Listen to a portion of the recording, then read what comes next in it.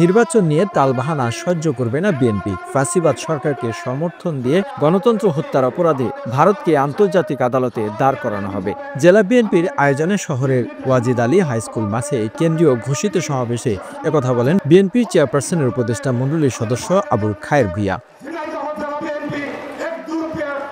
তিনি বলেন, সংস্কার একটি চলমান প্রক্রিয়া, নির্দিষ্ট সময়ের মধ্যে সংস্কার শেষ করা সম্ভব নয়। আইন শৃঙ্খলার চরম অবনতি এবং এ অবস্থায় দেশে একটি নির্বাচিত সরকার প্রয়োজন। সেই সরকার এসে আইন শৃঙ্খলা উন্নতি এবং দ্রব্যমূল্য নিয়ন্ত্রণ করতে পারবে। তাই নির্বাচন নিয়ে রোডম্যাপ দিতে হবে। নির্বাচন নিয়ে তালবাহানা সহ্য করবে না বিএনপি। আন্দোলন সংগ্রামে সমমনা রাজনৈতিক দল নিয়ে সরকার গঠন করার প্রতিশ্রুতিও দলের পক্ষে দেওয়া হয়েছে।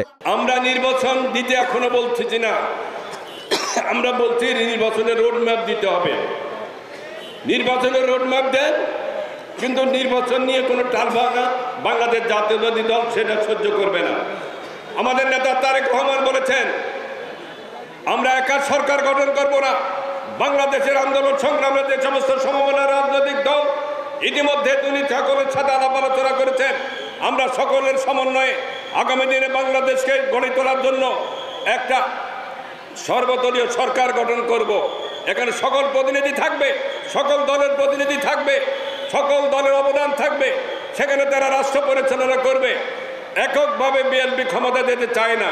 তিনি আরো বলেন, বিগত ১৭ বছর অনির্বাচিত ফ্যাসিবাদ সরকারকে ভারত সরকার সমর্থন দিয়ে খুন, গুম, হত্যা, বিদেশে টাকা পাচার ও গণহত্যা করতে সহযোগিতা করেছে। এই অপরাধে ভারতকে আন্তর্জাতিক আদালতে দাঁড় করানো হবে বলেও হুঁশিয়ারি দেন।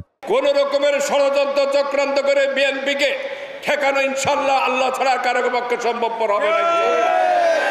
চক্রান্ত ষড়যন্ত্র করতে পারেন। ভারতের নিকট আমাদের অনুরোধ, 1971 সালে আপনারা আমাদের সাহায্য সহযোগিতা করেছেন, আপনারা ধন্যবাদ, অভিনন্দন, কৃতজ্ঞতা প্রকাশ করছি।